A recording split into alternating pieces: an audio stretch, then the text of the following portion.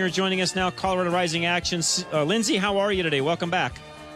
I'm good. Thanks for having me back. Thank you very much. I appreciate that. So before we get into some of the, well, this all coincides anyway, so let's just get into it. The Democrats are basically steamrolling our legislative process and ramming through, basically ramming down our throats in Colorado a bunch of bad legislation. They sure are. And yesterday was just another example of many bills that have gone through the same process, but it was even more embarrassing, I would say, because they did it during a blizzard that Denver has never seen before. What do they call it? A cyclone, a bomb cyclone. Bomb cyclone. Yeah, and Senate President Leroy Garcia, he started the session talking with platitudes about ending gamesmanship and working together, and he did exactly the opposite yesterday. And not only that, but he put people's lives at risk by keeping the Senate in session just to ram through this paid family leave bill.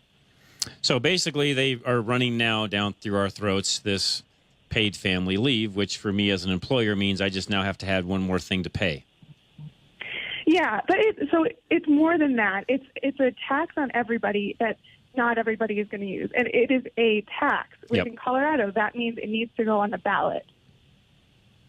How are they going to get around that? I don't think the Democrat legislators can get that through their head that they are not allowed to increase taxes. So I think they're going to pass it because they have the votes to, and I think it's going to go to the courts immediately, and it's not going to be enacted and do what they actually say that they want it to do, which is help people be able to take care of their sick family and friends and be able to take some more maternity leave. It's just going to go to the courts, and it's not going to pass. Question I also have, and I brought this up yesterday, and I I know the answer, but I think this needs change, and I don't know who we go to try to get this change, whether this is something you guys can bring some action to or whether this needs to happen internally. But I'm really, really irritated at SB 181, which is the oil and gas bill, that is essentially being rammed through right now, what you just said, the same legislature, it's going through right now, being rammed down our throats as well. Only in this particular case, what really chaps my hide is all four people that will basically be on this bill, the three sponsors and the governor who will sign it, which he will, are all from Boulder. So we're now going to have our entire oil and gas regulations ran from a 10-square-mile patch of land surrounded by reality called Boulder, Colorado. The rest of the state is going to be run, oil and gas, by that small patch. I just don't understand why we don't have better representation when it comes to, in other words, I don't know why we allow bills to be sponsored by somebody all from the same area. Yeah, that's a great point. I don't have a good answer for you, but it sure is frustrating. And I'm seeing that frustration on our social media pages, on Facebook, on Twitter, and in the emails that we get from people. So especially from Weld County. I mean, it's really, the oil and gas bill is basically destroying Weld County's economy. Excuse me. Yeah, but there's a lot of residual effect, or more effect than just Weld County. I mean, you talk about a $33 billion industry here in Colorado, and you've got headquarters, you got oil companies, the headquarters here in Denver, or big office presence here in Denver. You've got people that work in oil and gas that live in Douglas County. This is going to affect everybody throughout the state. It's going to affect everybody's property values. And then all the other businesses that depend on the oil field workers. I was just going to say, I don't think people out there really understand that whether you like oil and gas or not, when your state in and of itself relies on a third of its economy from a particular industry, and there are people out there trying to ruin that industry, it will have an impact upon every single person that lives here, period. Yeah, that's a really good point. And the money that oil and gas gives to education is upwards of $1 billion a year that our state would miss out on. When we're talking about other issues with funding education and new education programs, like, we can't afford to lose that money from oil and gas. No, and pardon me, I mean, I love education and all that as much as the next guy, but even aside from that, Lindsey, if you just look at all of the other people's lives that will be affected, let's just say they didn't give a dime to education. I know they do, but let's just say they didn't.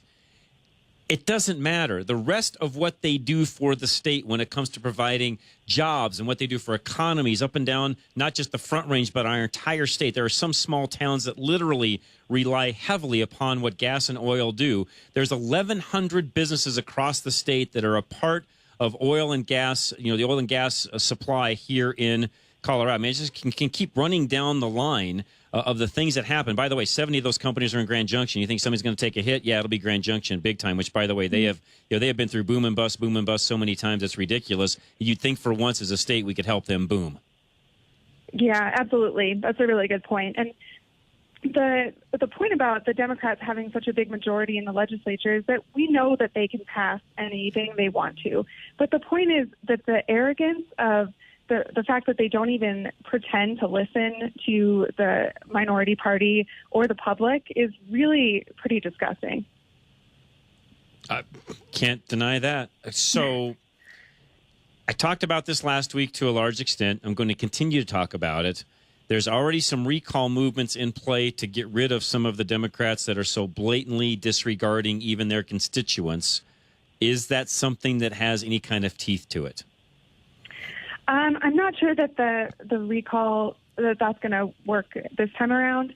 I think more we're going to see, people noticing these little effects on their lives one after another. And I think that what we're going to see instead of a recall is more of a long-term, and not even that long-term. I mean, we may see it in the next election. But if the Democrats think they're going to keep power by showing this kind of arrogance, they're even more delusional than I thought they were.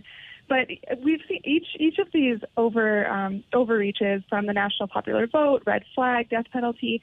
There's been significant pushback from the public, and I think people are sort of hearing what's going on. And Colorado Rising Action, we're going to try to keep this in the press, and that's our goal.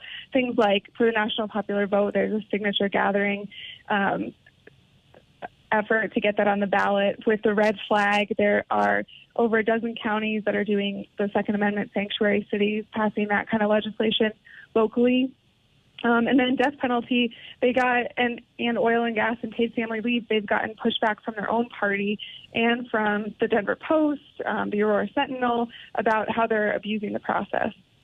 So when it comes to, which to me, I don't want to make light of red flag laws or anything along those lines, because everything you just mentioned has huge impacts upon the state, Lindsey. But I will say, the one that I think economically speaking, which this should speak to all parties, everybody listening, whether you're an independent, whether you're a Democrat or Republican, whether you just don't care, this one is going to affect everybody, even far more than what the red flag law or any of the other ones that they're trying to push through will. I mean, I realize that the family leave thing will as well. But when it comes to actual dollars out of your pocket, when it's all said and done, the oil and gas reg, the SB 181, is going to have a much higher impact upon all Coloradans than anything else they're pushing through. Am I correct in that?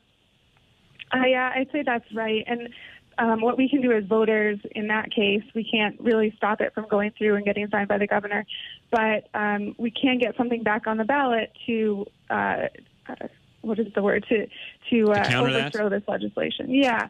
I mean, we already did last election, right, with 112, and that went down. So then now this is their next tactic, and so we need to get it back on the ballot and ask the voters again to send a message. Okay, so what I'm hearing you say, and I think you're correct in this, the only way we really have of saving oil and gas in Colorado would be to start that petition, get that on the November ballot. If we do that, and the oil and gas industry knows that there are people out there trying to push that through and make that happen, that there's really some grassroots effort to do that, and it looks like that's something that might actually take hold, do you think that helps save some of oil and gas in Colorado until that election day? I think so. I mean, I don't see companies picking up and leaving just yet. I think they see how important Colorado is. I mean, that doesn't mean that it'll stop them, because at the end it's a business and they're going to go to other states if they need to. But I don't think this is the end of the oil and gas conversation. There's more that we can do. Okay. I'm going to hold you to that. I think you're right, by the way. I'm going to hold you to it because I think you're right, and I think it's one of those things that again, if there's anything we could get collective, action from more people than just either Democrats, Republicans, whatever. I mean, in other words, it doesn't really matter where your politics lie. when it comes to what your house is going to do and or your rent may do and or what job you have may do, and on down the line we go, when it starts affecting your wallet in a very, very distinct way, it shouldn't be hard to get all sides to come together on this one. Right. Yeah, and I hope Colorado keeps its #1 economy rating, but with the policies the Democrats are passing, it doesn't seem like that's going to happen. Yeah, boy, she's spot on. You're right. No, Yeah, you're right. absolutely. Lindsey Singer, Colorado Rising Action. Lindsey, what's your website? ColoradoRisingAction.org. Lindsey, thanks a lot. I appreciate it very much. Keep us abreast. We'll talk to you next week. Thank you. All right.